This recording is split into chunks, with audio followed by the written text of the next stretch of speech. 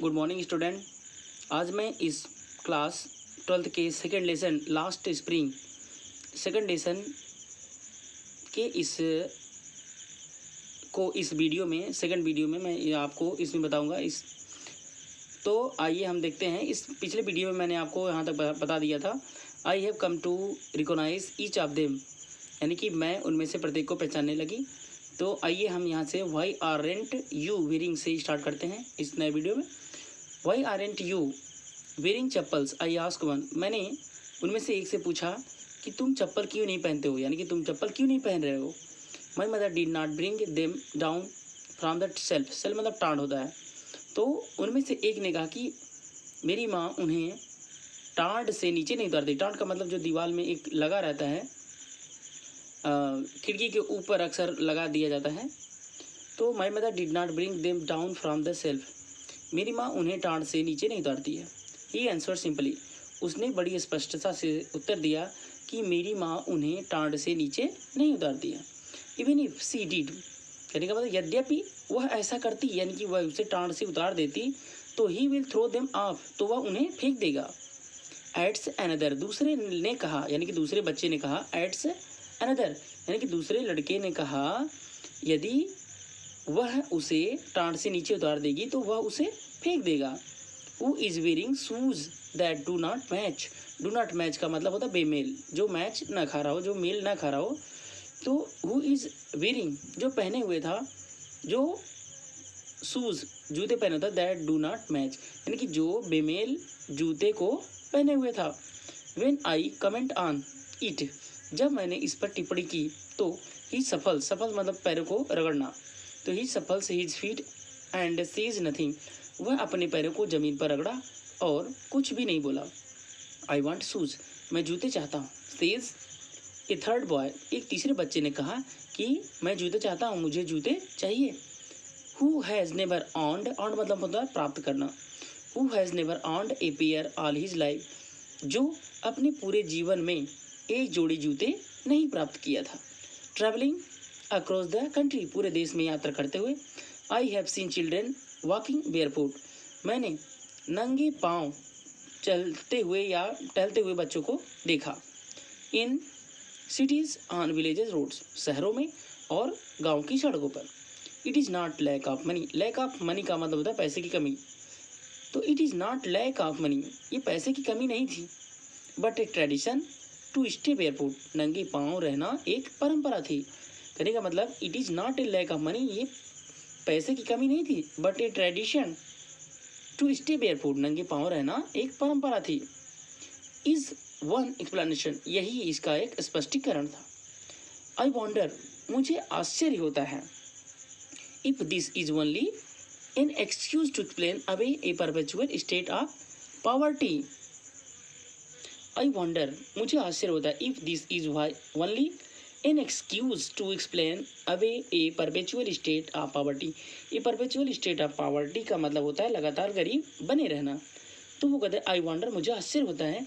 If this is only an excuse to explain away a perpetual state of poverty, means मुझे आश्चर्य होता है कि लगातार गरीब बने रहना, मुझे आश्चर्य होता है कि लगातार गरीब बने रहने का क्या यह एक मात्र बहाना है।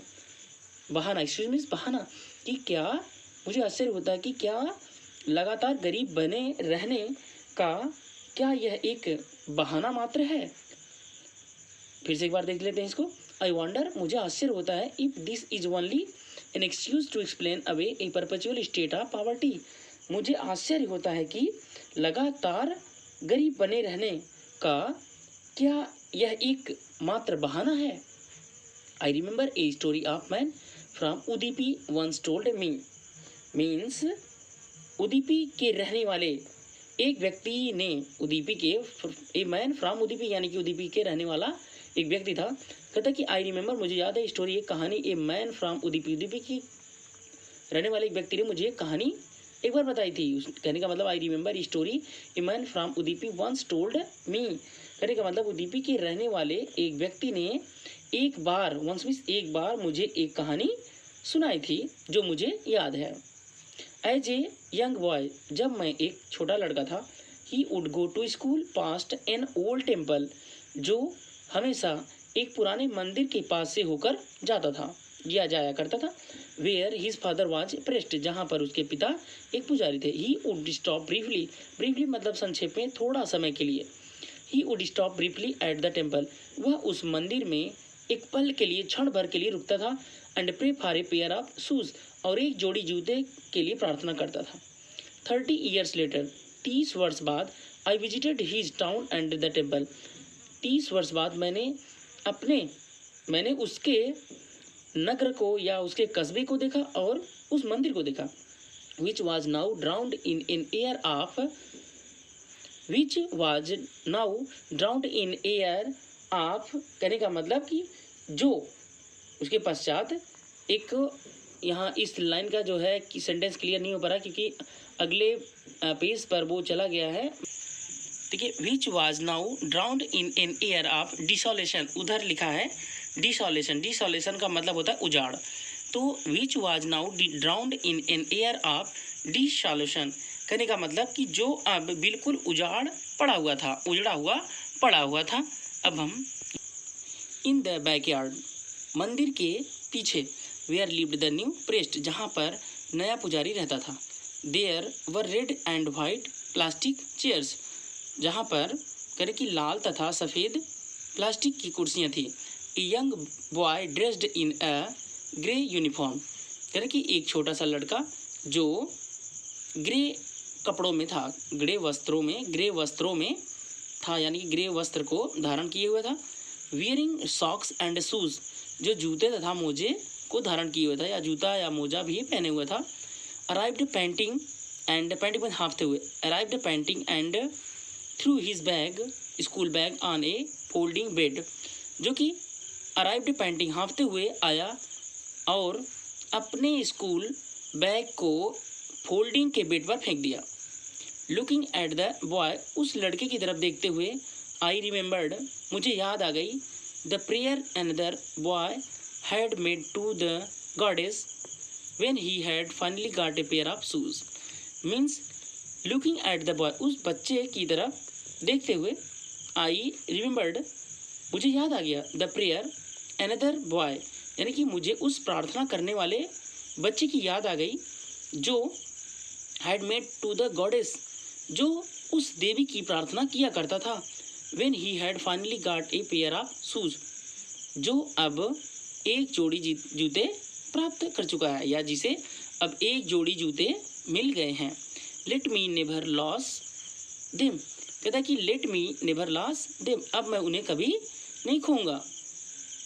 The goddess had granted his prayer, उस देवी ने उसकी प्रार्थना को स्वीकार कर लिया था।